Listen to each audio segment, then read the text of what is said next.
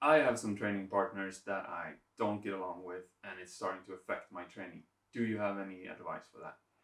Oh, yeah. This is a tough one. I mean, in general, of course, the easy answer would say if you can, like if you're in a situation that you're not feeling good in and you have a conflict, the easiest way would just get out of that situation, like change training groups.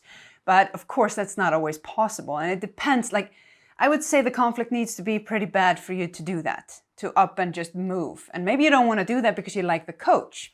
So let's just take the easy way out and just put that aside. Now, we all have to communicate with a lot of different people in our life. Our family, at school, at work, all of these kind of things. And we don't always choose those people. And many of them are not going to be our people. We just don't get along, but we have to get along. Or we have to coexist without having conflicts. And this is just something that we need to navigate and we need to learn just to function in society. And it's very important to keep in mind that if I have a conflict with someone, it's not just them that are wrong. Well, unless they're just a bully, but that's usually not the case. It takes two to tango. So I cannot take that person and change them. The only person that I can change is me. So instead of, when you're pointing somewhere, there are three fingers pointing back. So how about taking a look at what I can do? What can I change? How am I talking to that person that might be provoking them or whatever the problem is?